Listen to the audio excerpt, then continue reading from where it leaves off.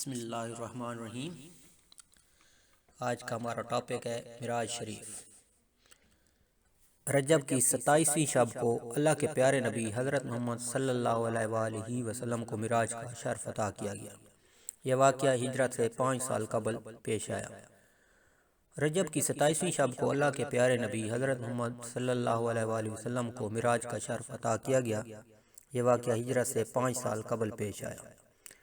منقول ہے کہ اس دن کفار نے آپ صلی اللہ علیہ وسلم کو بہت ستایا تو آپ صلی اللہ علیہ وسلم اپنی بہن ام ہانی کے گھر تشریف لے گئے اور وہاں آرام فرمانے لگے۔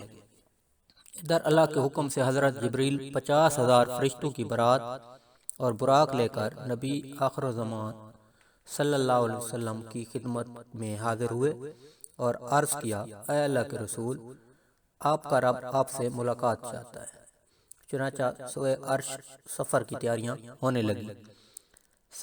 سفر معراج کا سلسلہ شروع ہونے والا تھا۔ نبی رحمت کی بارگاہ میں براق حاضر کیا گیا جس پر حضور صلی اللہ علیہ وآلہ وسلم کو سوار ہونا تھا، مگر اللہ کے پیارے محبوب نے کچھ توقف فرمایا۔ جبریل امین نے اس پس و پیش کی وجہ دریافت کی تو آپ نے ارشاد فرمایا، مجھ پر تو اللہ رب العزت کی اس قدر نوازشات ہیں، مگر روز قیامت میری امت کا کیا ہوگا؟ میری امت پل صراط سے کیسے گزرے گی؟ اس وقت اللہ تعالیٰ کی طرف سے بشارت دی گئی، اے محبوب، آپ امت کی فکر نہ کریں، ہم آپ کی امت کو پل صراط سے اس طرح گزار دیں گے کہ اسے خبر بھی نہیں ہوگی۔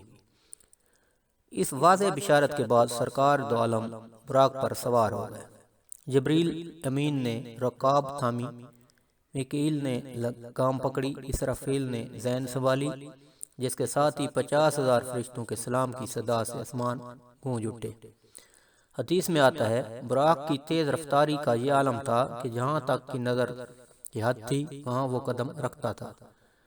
براق کا سفر اس قدر تیزی کے ساتھ ہوا کہ جس تک انسان کی عقل پہنچ ہی نہیں سکتی۔ ایسا لگتا تھا ہر طرف موسم بہار آ گیا ہے، چاروں طرف نور ہی نور پھیلتا چلا گیا۔ اس سفر کے دوران آپ صلی اللہ علیہ وسلم مکہ سے مسجد اقصی گئے اور وہاں تمام انبیاء کرام کی نماز کی امامت فرمائی۔ پھر آپ صلی اللہ علیہ وآلہ وسلم آسمانوں میں اللہ تعالیٰ سے ملاقات کرنے تشریف لے گئے۔ وہاں اللہ تعالیٰ نے آپ صلی اللہ علیہ وآلہ وسلم کو جنت اور دوزخ دکھائی۔ وہاں آپ کی ملاقات مختلف انبیاء کرام سے بھی ہوئی۔ اس سفر میں نماز بھی فرض ہوئی۔ سفر معراج کا پہلا مرحلہ۔ سفر معراج کے پہلے مرحلے پر سفر جاری تھا کہ حضور رحمت عالم صلی اللہ علیہ وآلہ وسلم کا گزر حضرت موسیٰ علیہ السلام کی قبر انور کے قریب سے ہوا۔ آپ صلی اللہ علیہ وسلم نے دیکھا کہ وہ اپنی قبر انور میں کھڑے نماز پڑھ رہے تھے۔ انبیاء صف بے صف آپ صلی اللہ علیہ وسلم کے استقبال کے لیے کھڑے تھے۔ جب یہ مقدس قافلہ بیت المقدس پہنچا تو باب محمد آپ صلی اللہ علیہ وسلم کے استقبال کے لیے کھلا تھا۔ جبریل امین علیہ السلام نے اپنی انگلی سے دروازے کے قریب موجود ایک پتھر میں سوراخ کیا اور براق کو اس سے باندھ دیا۔ پھر آپ صلی اللہ علیہ وسلم بیت المقدس میں داخل ہوئے تو تمام انبیاء کرام علیہ السلام آپ صلی اللہ علیہ وسلم کی تعظیم، اکرام اور احترام میں منتظر تھے۔ انہیں حضرت محمد صلی اللہ علیہ وسلم کی امامت میں نماز پڑھنے کا شرف حاصل ہوا۔ سفر معراج کا دوسرا مرحلہ۔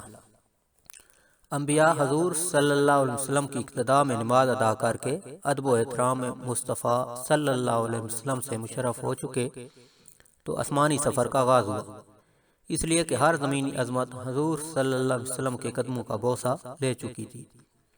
پہلے آسمان پر پہنچ کر آسمان کے دروازے پر دستک دی گئی۔ بواب پہلے سے منتظر تھا۔ آواز آئی، کون ہے؟ جبریل امین نے جواب دیا، میں جبریل ہوں۔ آواز آئی، آپ کے ساتھ کون ہے؟ جواب دیا، یہ محمد صلی اللہ علیہ وآلہ وسلم ہے۔ آج کی رات انہیں آسمانوں پر پذیرائی بخشی جائے گی۔ آسمان کا دروازہ کھل گیا اور پوچھنے والے نے حضور صلی اللہ علیہ وسلم کی بارگاہ بے کس پناہ میں سلام عرض کرنے کی سعادت حاصل کی۔ مرحبا یا سیدی یا مرشدی، مرحبا۔ پھر آپ صلی اللہ علیہ وسلم آسمانوں کی طرف بڑھے اور جب آسمان نے دنیا پر آئے تو دروازہ کھٹکھٹایا۔ آواز آئی، کون؟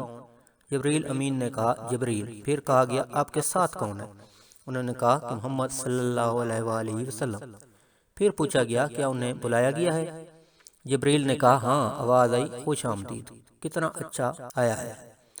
رحمت عالم صلی اللہ علیہ وسلم کی ملاقات حضرت آدم علیہ السلام سے ہوئی۔ انہیں بتایا گیا کہ یہ آپ کے جلیل القدر فرزند ہیں، ختم المرسلین، یہی حضرت محمد صلی اللہ علیہ وسلم ہے۔